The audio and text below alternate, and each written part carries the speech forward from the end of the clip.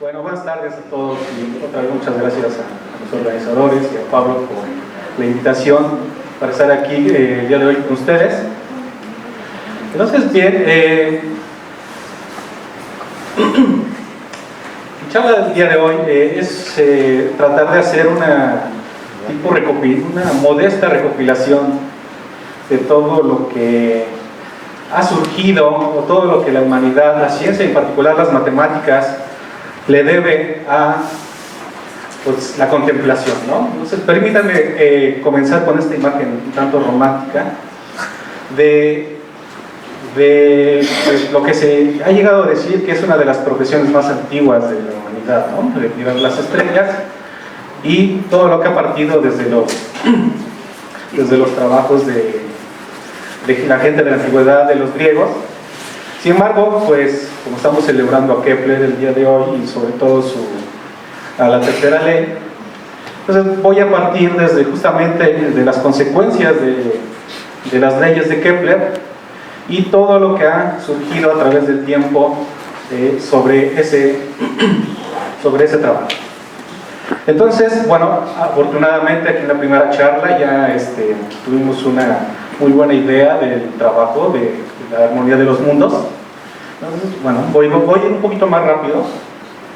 Sin embargo, he de decir, como anotó el profesor Pablo al principio, que la importancia que tiene este trabajo de Kepler es que fue uno de los primeros intentos para separar ese misticismo que existía en esa época sobre el movimiento de los astros, ¿no? La astrología, la astronomía, cuando antes todavía no se separaban, cuando todavía eran hermanas o todavía estaban fusionadas. Entonces, a partir de este trabajo, como repito, es uno de los primeros esfuerzos por separar este misticismo de las matemáticas. Claro, quizá no por el mismo Kepler, dado que, pues, como ya observamos, o ya nos dijeron en la primera charla, él era un hombre profundamente religioso, ¿no? Todavía tenía estas ideas místicas de los griegos sobre el movimiento de los astros. Entonces, bueno, voy a pasar estas láminas que ya nos explicaron en la primera charla.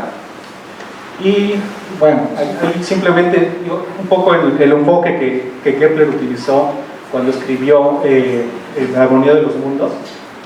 Pues realmente tenía unas, como notan, motivaciones místicas, musicales, inclusive religiosas, ¿no? Bien, entonces, bueno, me acuerdo que cuando todavía era estudiante intenté leer La armonía de los mundos, realmente no entendí nada. No es un libro fácil de leer, realmente. Claro, una obra original, no es fácil de leer. De hecho, estoy citando, ¿no?, uno de los biógrafos de Kepler. Entonces, realmente, sumergirse en este trabajo hay que tener pues, un criterio amplio, hay que leerlo varias veces para tratar de desmenuzar o separar justamente la cuestión científica de la cuestión mística. Entonces, claro, aunque es difícil, pues no, es realmente cuando se entiende, es algo bastante, ¿cómo decirlo?, es bastante satisfactorio, ¿no?, cuando uno entiende o comprende estas cosas. Entonces, los invito a leerlo. Realmente ya hay obras comentadas, si lo buscan en internet y buscan La armonía de los mundos, o sea, claro, está en latín, pero hay traducciones y hay obras comentadas, lo cual ayuda mucho a leer esta obra. Entonces, bien, pues solamente aquí un recordatorio, ¿no?, de lo que ya ustedes en la plática anterior nos dijeron, que esta es la tercera ley en términos modernos. Entonces, aquí está un poco nada más para una imagen para saber de qué estamos hablando. Entonces, el cual dice que, bueno, el cuadrado del periodo de las órbitas de los planetas es proporcional al cubo de la distancia media al Sol, ¿no? Aquí estoy poniendo, repito, en términos modernos, donde A ya es el semieje, la longitud del semieje mayor de Venus. Una pequeña corrección nada más, es que esta ley, repito que ya hablaron anteriormente, de una manera correcta es de que esta constante de proporcionalidad, bueno, no es estrictamente la misma para todos los planetas. Entonces, de hecho, bueno, ya usando técnicas modernas del problema de los cuerpos, pues obtiene esta relación, ¿no? Sin embargo, el hallazgo que hizo Kepler pues, fue bastante muy bien aproximado, porque si aquí M1 lo pensamos como la masa del Sol y M2 la masa de un planeta, pues bueno, sabemos que la masa del Sol es mucho mayor que la masa de los planetas, y entonces realmente C tiene esta aproximación, ¿no? Lo cual aquí sí ya es una constante, M2 es la masa del Sol, y bueno, aquí G es la constante gravitacional. Entonces, igual, partiendo de estas leyes de momento de Kepler y tras los trabajos de Galileo, de Huygens, pues Newton, así como esta frase ya popular, ¿no? Que dice que pudo ver más allá porque se subió a hombros de gigantes. Entonces, a partir de aquí, como aquí pueden leer, a través de los trabajos de Kepler, Galileo y Huygens, del cual aquí las contribuciones de Huygens son realmente sus estudios sobre los estudios de la fuerza centrífuga. Entonces, con estos trabajos, pues ya sabemos la mayoría de la historia, ¿no? De que llevó Isaac Newton a formular su ley de la gravitación universal y, en particular, claro, y sus tres leyes bastante celebradas. Entonces, claro, ahora ya es un problema, pues, no trivial, pero ya más o menos sencillo en los cursos de cálculo de mecánica, el cual, con la tercera ley de Kepler y tomando una expresión para la energía centrífuga, perdón, para la fuerza centrífuga, pues podemos derivar la ley de la gravitación universal. O sea, esto ahora ya es un ejercicio sencillo, entre comillas, pero bueno, en ese entonces pues tuvo esta repercusión, ¿no? Entonces, de aquí en adelante voy a empezar a, repito, a hablar de todo lo que se originó a partir de los trabajos de Kepler, y sobre todo voy a hablar más de sus contribuciones en las matemáticas. Entonces sí va a haber algunas formulitas matemáticas, no voy a meterme en detalles, voy a hablar de generalidades, y bueno, quien quiera los detalles al final podemos discutir. Entonces, bien, el problema que mencionaba hace rato es el problema de los n cuerpos. Es bueno, como saben ahorita, Kepler solo consideró el Sol y un planeta, problema de los cuerpos. Sin embargo, ya en la formulación newtoniana ya es más general, es bueno, pues ¿cuál es el comportamiento de n partículas que las vamos a suponer como esferas? ¿Cuál es su comportamiento cuando ellas se atraen mutuamente por la fuerza de la gravitación universal de Newton, que de hecho da lugar a un sistema de ecuaciones ordinarias de segundo orden, altamente no lineal, y el cual es, bueno, pues qué pasa o cómo resolvemos estas ecuaciones? Aquí otra vez estoy diciendo que, bueno, para el problema de n igual a 2 cuerpos, Kepler ya en sus tres leyes en cierta forma había inferido empíricamente cómo se mueven cómo son las órbitas de los planetas. Sin embargo, Newton también, pues ya en una formulación más moderna, llevó a desarrollar una versión primitiva del cálculo diferencial que se conoce como método de fluxiones. Entonces, igual, si intentan leer los principios de matemática de Newton, también se dan cuenta que también no es un libro fácil de leer, lo mismo. Entonces, hay muchas cuestiones ahí que cuesta trabajo entender, pero sin embargo, ya pasando ya más en materia de la charla, pues vemos que para n igual a 3, ¿no? el famoso problema de 3 cuerpos, el mismo Newton intentó resolverlo pues, sin éxito realmente. Entonces hay una cita que estoy poniendo en el cual dice que es un problema muy difícil, y de hecho sí lo es. Sin embargo, aquí una de las primeras contribuciones de estos intentos de Newton es de que se sientan las bases del cálculo y la teoría de ecuaciones diferenciales ordinarias. Entonces, a partir de esta lámina voy a resaltar en negritas pues lo que produjeron estudios subsecuentes de este problema y, repito, sobre todo sus contribuciones a las matemáticas.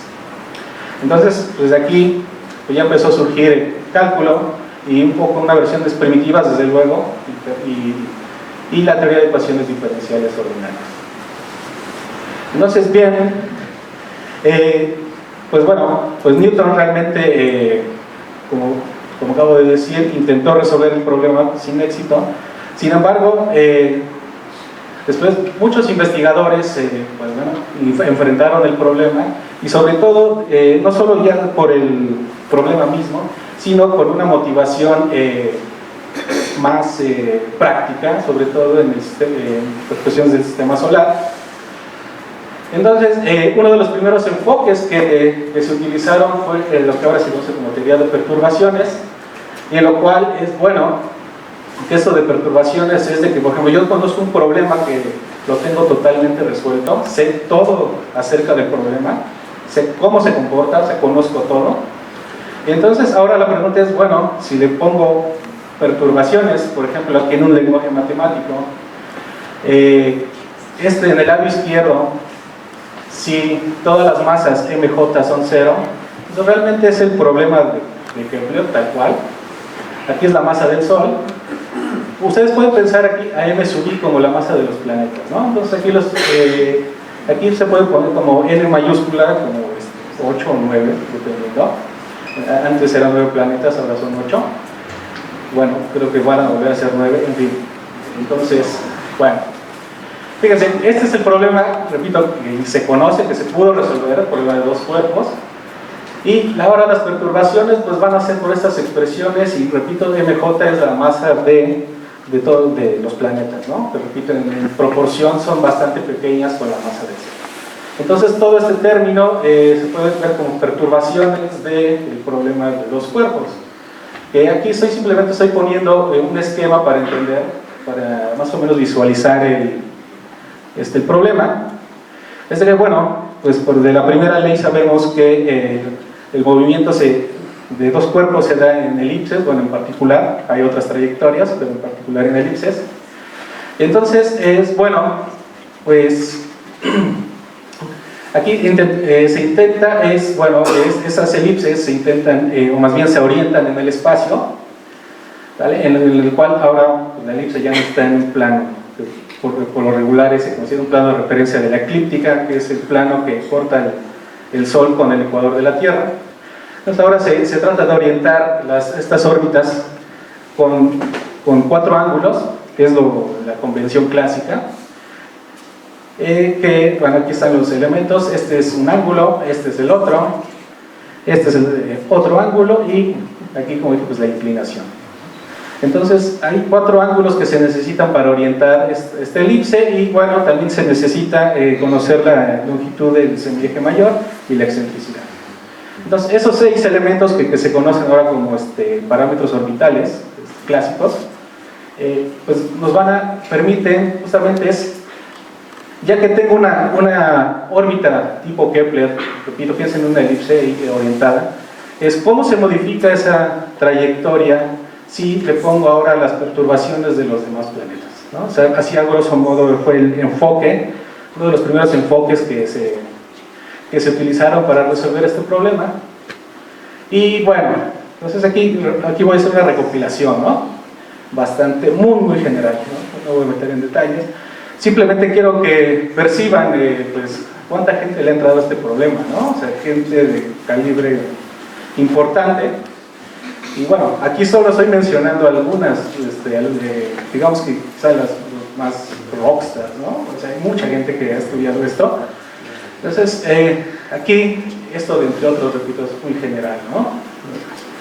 Bien, los esfuerzos que centraron es en se preguntaban desde que, bueno, si la teoría de la gravitación newtoniana es correcta, entonces, pues se puede, a través de estas perturbaciones de los demás cuerpos, pues se tiene que poder explicar algunas observaciones en las órbitas que repito, fueron cuestiones observadas para las órbitas de la Luna, de Júpiter y de Saturno.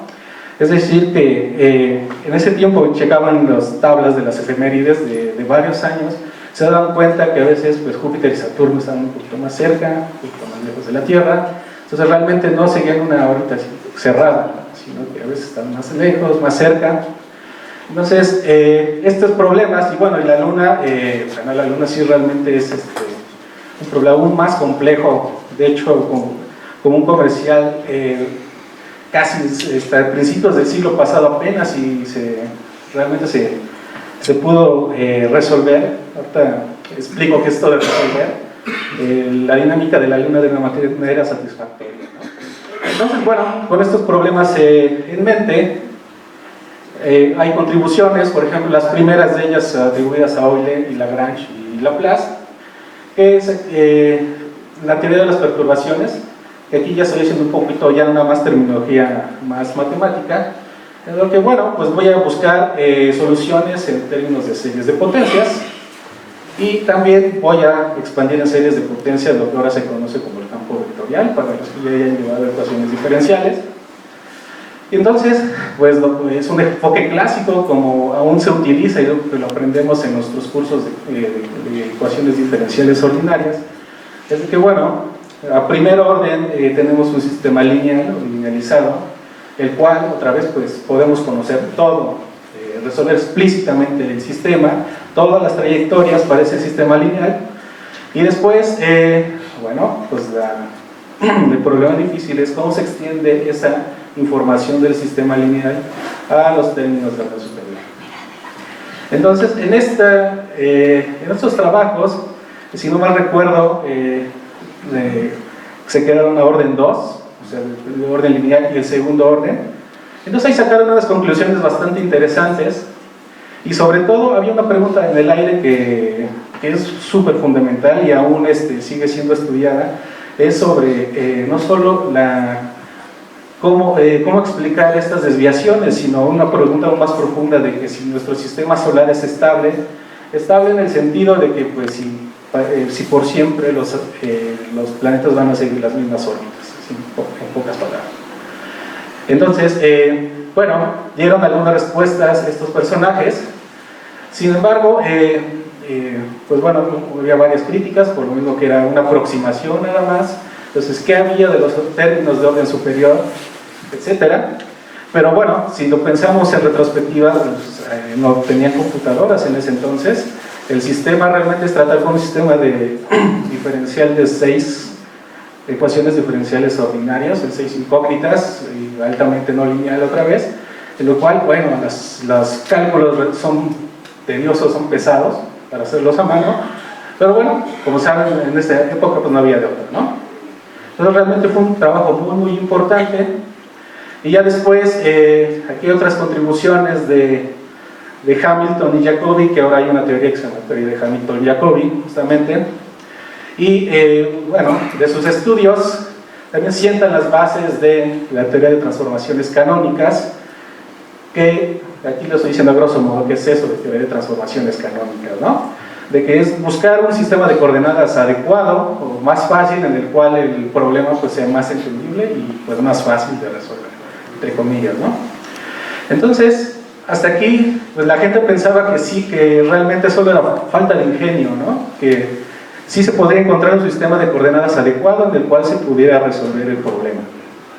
Sin embargo, pues bueno, vamos a ir viendo que no era así tan sencillo el problema. Entonces aquí nada más como un comercial de estos trabajos que mencioné anteriormente, sobre todo de Euler y Lagrange, encontraron que para el problema de 3 cuerpos había este tipo de soluciones, que se le atribuye a Euler, su descubrimiento, en el cual hay 3 masas, no tienen que ser las masas iguales, son para cualesquiera masas, y siguen este tipo de comportamiento.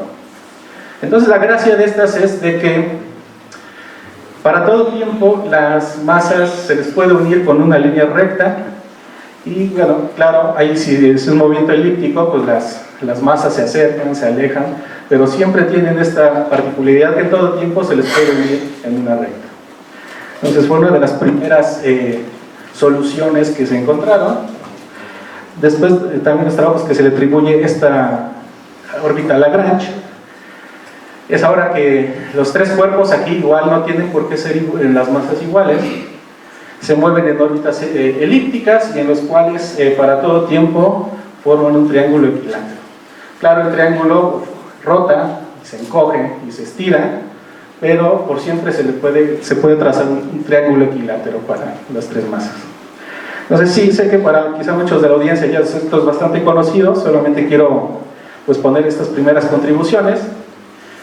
Y bueno, ¿qué siguió después? Desde que, bueno, Gauss también estudió este problema y dentro de sus trabajos ahora sentó las bases de lo que ahora se conoce como teoría de promedios o averaging, en el cual es otra vez a grosso modo pues un poco de normalizar el problema y en el sentido de que, por ejemplo, en el caso planetario algunas variables son más rápidas o varían respecto al tiempo más rápido que otras. Por ejemplo, me voy a regresar. Por ejemplo, aquí típicamente la anomalía verdadera que mide el ángulo respecto al semieje mayor del cuerpo celeste varía mucho más rápido que, por ejemplo, la longitud del nodo ascendente, este angulito, ¿no? Mientras, por ejemplo, en el caso de la Luna, digamos, esto tiene un periodo de días.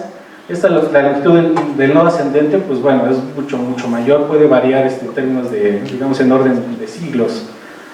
Entonces, bueno, para normalizar esa cuestión de que unas cosas varían más rápidas que otras, Gauss diseña una técnica, repito, ahora se conoce como teoría de promedios, que quizá algunos han estudiado. Entonces, bien, después de Berrier y Delaunay, pues estudian justamente qué pasa con los términos de orden superior en las ecuaciones o en los trabajos considerados por Laplace, Lagrange y Euler. Y entonces ellos van a órdenes más altas, lo cual también es un trabajo titánico, es considerable, pero se dan cuenta que entre más lejos van, parece que estas series de potencias no van a ningún lado, ¿no? Parece que son divergentes ya en el sentido matemático, ¿no? O sea que esa suma infinita no suma nada para cada tiempo. Entonces, tienen ese primer feeling de que parece que este enfoque perturbativo no está yendo a ningún lado y que justamente las conclusiones de antes, de Lagrange, Euler y demás, pueden ser erróneas, ¿no? Entonces, también como un comercial, para que no sepa, por ejemplo, Le Verrier es más famoso por el descubrimiento de Neptuno, que pues primero lo hizo analizando las ecuaciones justamente planetarias de Urano y se da cuenta que había cosas que faltaban en las ecuaciones para completar o para que los resultados matemáticos concordaran con las observaciones. Entonces, bueno, él infirió que debería de haber otro planeta que perturbaba la órbita de Urano y después, algunos años después, pues realmente se confirmó, ¿no? Que realmente sí había un planeta más allá de Urano. Entonces fue uno de los primeros triunfos de lo que esto se conoce ya más como mecánica celeste, por varias razones. Entonces fue uno de los primeros triunfos de la mecánica celeste y de la teoría de la gravitación universal. Entonces, siguiendo esto, nuestra caminata por esta cuestión histórica, es bueno, en ese entonces, pues realmente se tenía esa idea de resolver una ecuación diferencial. Es bueno, lo que yo quiero obtener es una función en términos de series de potencia en función del tiempo, en el cual pues yo pueda predecir las coordenadas de los planetas para todo tiempo. Entonces, eso era realmente lo que significaba en ese entonces resolver una ecuación diferencial. Y bueno, como vimos hace rato, pues Le Verrier y Delaunay tenían vamos, ya habían puesto en duda que las series o el enfoque realmente fuera de algún lado. Y bueno, aquí llega uno de los matemáticos igual más celebrados y quizás de los últimos matemáticos universales. Ahora funda, otra vez sienta las bases de la teoría cualitativa de ecuaciones diferenciales ordinarias, repito, ya esto es en términos modernos, y sienta estas bases en sus trabajos después de sus estudios doctorales. Y otra vez la motivación es la que ya estoy tomando, ¿no? Que, bueno, parece que las series de este problema en particular son divergentes y la mayoría de las ecuaciones diferenciales ordinarias provenientes no solo de la mecánica celeste, sino de otros problemas físicos, pues parece que no se puede resolver, repito, en el sentido que dije hace rato, de expresar, de dar una fórmula, por así decirlo, que relacione las coordenadas con el tiempo. Entonces, él se propuso hacer a seguir otro enfoque, el cual aquí estoy diciendo en negritas, de que, bueno, a ver, ¿cómo es posible en ese sentido clásico de obtener información del sistema sin conocer dichas fórmulas? Entonces, bueno, fue un estudio realmente geométrico topológico, ya en términos modernos, del problema. ¿Y qué es esto cuál es este enfoque? Él, bueno, pues igual como estaba consciente que el problema de tres cuerpos es realmente extremadamente complicado, entonces estudió un problema un poquito más simple, repito entre comillas, en el cual dice, bueno, en lugar de que las tres masas estén ahí bailando bajo su atracción gravitacional, entonces pues lo que voy a hacer es que voy a considerar dos cuerpos. Y otra vez, pues como ya sé las trayectorias del problema de dos cuerpos, entonces voy a tomar esos dos cuerpos, que ahora aquí se llaman primaria y secundaria, y los cuales pues voy a asumirlos que están ya en una órbita kepleriana, ¿no? Puede ser una elipse, un círculo, que es los problemas más conocidos. Entonces, como tercer cuerpo voy a poner un cuerpo pequeñito. Por ejemplo, yo estoy en esta caricatura, piensen en una nave espacial, comparada con la masa de los planetas, pues bueno, realmente los planetas ni se enteran de que hay un satélite, ¿no? Entonces, él dice, bueno, así reduzco el espacio, ahora lo que se conoce como el espacio fase, que es el espacio donde viven las trayectorias, que, por ejemplo, de una dimensión 18, del espacio fase para el problema de tres cuerpos. Para este problema, bueno, pues se reduce a un espacio de dimensión menores. Inclusive se puede considerar el problema en el que la partícula pequeña se mueve en el mismo plano que las primarias. Entonces es un problema mucho más simple, repito entre comillas. Ahora la dimensión del espacio fase o donde viven las trayectorias tiene dimensión 4, pues lo cual ya es bastante, ¿no? Una simplificación muy grande, al menos respecto a la dimensión. Y pues se pone a estudiar este problema, ¿no? Que igual es un problema de tres cuerpos, pero aquí pues restringido, ¿no? Restringido en el sentido de que acabo de decir. Entonces, aquí simplemente estoy poniendo las expresiones matemáticas de las ecuaciones de movimiento para la partícula pequeña. Como ven, simplemente es tratar de determinar a X y a Y, que son las coordenadas de la partícula pequeña en el plano para todo tiempo. Entonces, lo que significa esto, aquí está la potencial gravitacional más un término centrífugo, porque se monta uno en un sistema rotatorio, de tal forma que uno ve en ese sistema rotacional que las primarias y las secundarias están fijas. Entonces, de hecho, uno va girando con el sistema, ¿no? Entonces, bien, son dos ecuaciones de segundo orden que se pueden llevar a un sistema de 4 ecuaciones de primer orden, y de ahí que el espacio fase se dedica a 4. Entonces, bueno, ¿cuál fue la grandiosa idea de esto de Poincaré? Es de que, bueno, pues él quiere reducir aún más el problema en el sentido de la dimensión. Entonces él ya sabe, o ya se sabe, que el espacio fase es de dimensión 4, y sin embargo, pues tenemos que son unos sistemas conservativos, es decir, que la energía mecánica total no cambia, y en el cual entonces uno se puede restringir a, si uno da un nivel de energía, entonces eso permite reducir la dimensión aún más, entonces puede uno pasar de una dimensión 4 a una dimensión 3, y él da esta grandiosa idea, en el cual dice, bueno, no voy a considerar las trayectorias, de hecho él se centra en las órbitas periódicas, el cual él dice que bueno, es el camino a seguir para estudiar este problema. Entonces, centrados en órbitas periódicas, que aquí a grosso modo es una curva cerrada, así en una forma muy general, entonces dice, no voy a considerar toda la curva en el espacio, sino simplemente me voy a poner un plano, ahí como en el dibujo, y voy a ver los puntos en el cual la órbita, o las órbitas vecinas a esta órbita periódica, cruzan la que ahora se conoce sección de Poincare. Repito, esto es una cosa muy clásica, ya esta cosa admite otras generalizaciones, no necesariamente son planos.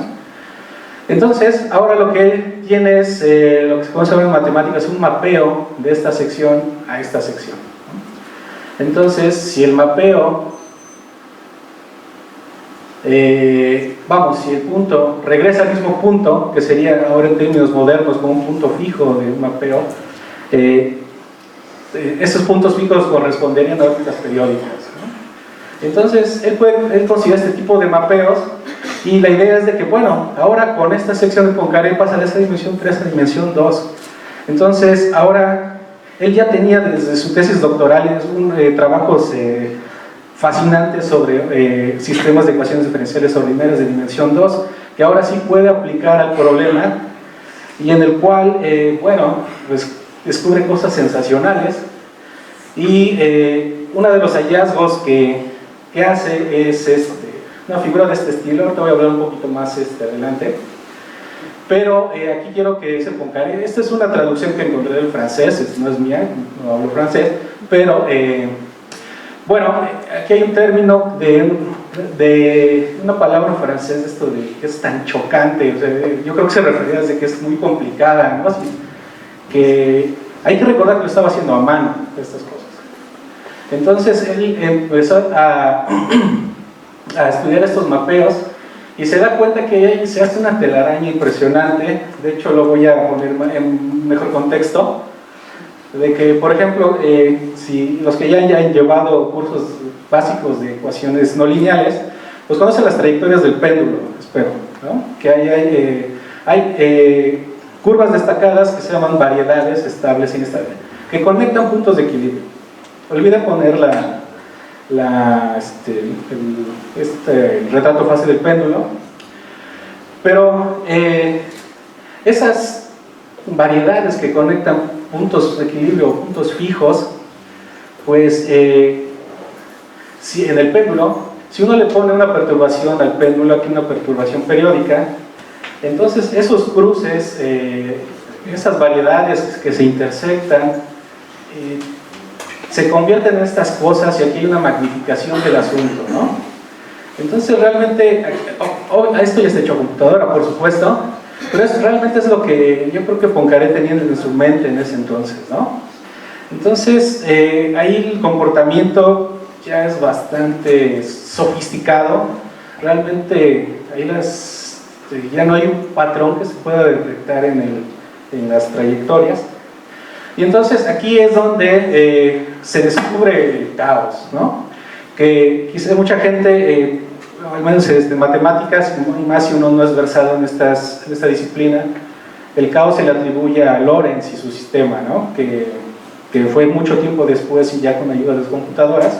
No, realmente el caos tiene raíces en este problema, por ahí de finales del 1800, y en el cual, pues justamente es aquí como lo estoy llamando, este arrecife, esta obstrucción el por qué el problema no se deja tratar, es de que hay comportamientos muy, muy, muy complicados en el sistema. Entonces, simplemente para que se lleven una idea general de esto, ¿no? Bien, y siguiendo otra vez con nuestro paseo, es que aquí quiero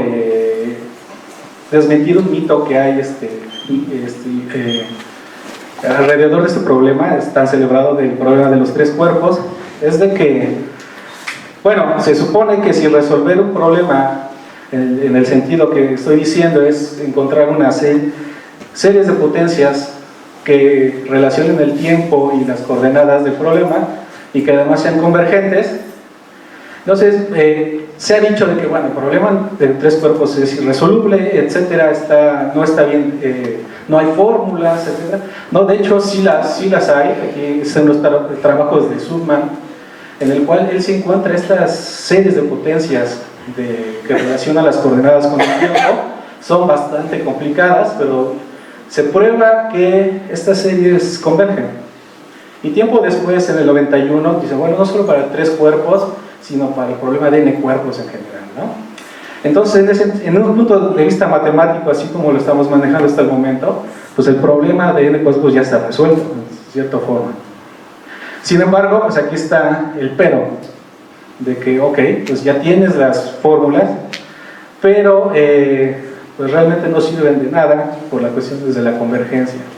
Entonces, si hay aquí estudiantes de matemáticas, por ejemplo, saben de pi, por ejemplo, que hay muchas expresiones en series de potencias, en las cuales, bueno, algunas convergen muy lentamente, o sea, se necesitan sumar muchísimos términos para obtener unos pocos decimales, y hay otras series pues más convenientes que son con pocos términos se puede uno obtener muchos decimales.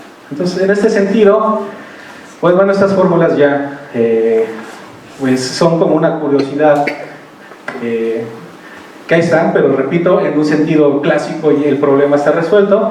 Claro, aquí he de decir que esta cosa de momento angular cero es como equivalente a que si no hay colisiones, ¿no? Aquí no se considera la dinámica de los cuerpos que colisionan, al menos los tres. Y bueno, entonces aquí ya voy a terminar, ya estamos en la década de los 50.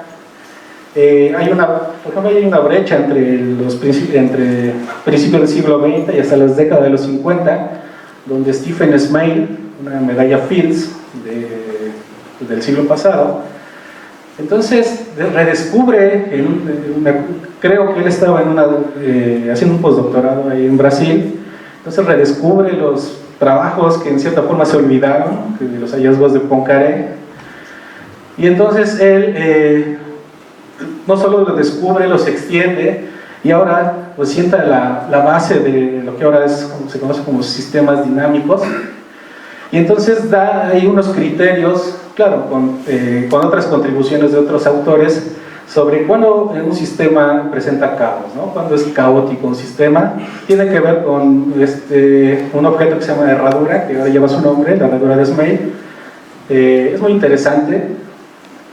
Bueno, esto ya requeriría una charla completa para explicarlo, pero bueno, es simplemente tratar de darle orden a esa maraña que hace rato vimos, esa roja y azul, simplemente tratar de ordenar esto. Bueno, y como un paréntesis, hubo un alumno de Stephen Smale que se llama el doctor Ernesto Lacomba Zamora, que fue profesor de la UAM, que ya murió, pero él fue estudiante de Stephen Smale y justamente él fue una de las personas que trae estas cuestiones de la mecánica celeste a México, y de los cuales, bueno, yo tuve la fortuna de ser uno de sus alumnos, y bueno, y ahora pues me convenció de que valía la pena esto, ¿no? Y bueno, heme aquí ahora, ¿no? En fin. Bien, ya para terminar, aquí ya las contribuciones de matemáticos así individuales ya se empieza a perder. Aquí ya empiezan a haber contribuciones conjuntas. Algo muy bonito que es ahora es la teoría K, para que la hayan escuchado, van a saber por qué se llama así. Entonces resulta que bueno, ¿qué es eso de resolver un sistema de ecuaciones diferenciales o un sistema dinámico? Es de que, bueno, un sistema integrable, que ya se le conoce ahora así, es en el que se puede conocer todas las trayectorias. Su espacio fase o su espacio donde viven las trayectorias está, ahora en términos modernos, está foliado por toros invariantes, los cuales están pues, determinados por niveles de energía. Entonces realmente es así es la estructura, en una caricatura, claro, en 2D, toros dos dimensionales, de dónde viven las trayectorias de un sistema que se puede resolver de cierta forma. Entonces, sigue enfrentando otra vez los problemas de la convergencia que ya mencioné antes. Resulta que esos problemas de convergencia se deben a unos sujetos que se llaman pequeños divisores. Igual si lo vemos esta expresión en el sistema solar, aquí las omegas son las frecuencias de las órbitas de los planetas, K son enteros, y resulta que, por ejemplo, en el sistema solar se encuentran que hay relaciones entre las frecuencias de los planetas, las cuales son cero, y resulta que estas expresiones aparecen en las expansiones de serie de potencias, lo cual está haciendo que pues, los denominadores sean muy chicos y entonces pues, diverjan, así a grosso modo, las series. Entonces aquí uno igual muy conocido, un matemático muy conocido, creo, Kolmogorov, enfrenta este problema, ahí cuando está lo que ahora se llama formas normales, entonces empieza a dar estrategias para controlar este problema de la divergencia. Y entonces la pregunta así a grosso modo es de que, bueno, si yo perturbo ahora este sistema, o perturbar estos toritos, ¿en qué se convierten bajo las perturbaciones? Entonces hubo contribución desde Kolmogorov, ahora también un matemático muy famoso, Arnold, extiende los trabajos de Kolmogorov, y no solo eso, aquí, por ejemplo, otro fenómeno interesante es de que él construye un ejemplo en el cual no es posible hablar de estabilidad así como la aprendemos en nuestros cursos de ecuaciones diferenciales, que si una solución es estable se entiende de que si yo empiezo cerca de esa solución, me mantengo cerca de esa solución por todo tiempo. Lo que ahora se conoce de estabilidad tipo Lyapunov. Entonces él dice que no, encuentra este ejemplo en el cual, bueno, dice, no, es un concepto más, digamos, más débil de estabilidad. Él dice de que, bueno, esas trayectorias no te vas a permanecer cerca de ellas, sino pues, te vas a hacer en tiempos muy grandes y después pues vas a ir a otro lado. Entonces, esto, bueno, es realmente, ahora se conoce como difusión de Arnold, es una cuestión muy, muy interesante. Y ya para terminar, Moser generaliza estos trabajos y ahora, ¿saben por qué se llama teoría K? Porque es el acrónimo, ¿no?, de los apellidos de estas personas que sentaron las bases de esta teoría, que ahorita es una de las cuestiones unas líneas de investigación que sigue dando mucho de qué hablar. Aquí un poquito una caricatura de qué pasa cuando se perturba el torito, estos toritos que teníamos. Aparecen ahí estructuras bastante caprichosas, unas estructuras fractales entre los toros. Entonces realmente es bastante fascinante. Y bueno, ya para terminar, en esa brecha que había dicho hace rato de la primera mitad del siglo XX, ¿qué pasó? Bueno, pues bueno, no es que realmente no haya habido trabajo, sino realmente aquí ya empezaron estos investigadores a las cuestiones numéricas, ¿no? Empezaron a desarrollar e investigar métodos numéricos para, pues, encontrar órbitas del problema restringido, el que puse hace ratito. Y bueno, pues ahí están las contribuciones, que en particular estas órbitas que calcularon estos amigos se tomaron como órbitas de referencia para las misiones Apolo, que bueno, ya conocen, creo, mucho la historia, ¿no? Bien, entonces ahora sí, la última diapositiva es de que dentro de esta recopilación, ya en los últimos 70 años, como dije, ya los avances individuales ya se sustituyeron ya ahora por avances más grupales, que ahora es lo que realmente hay dentro de la investigación, los trabajos conjuntos. Aquí estoy poniendo algunos de los avances más digamos, notables, que hay muchos más.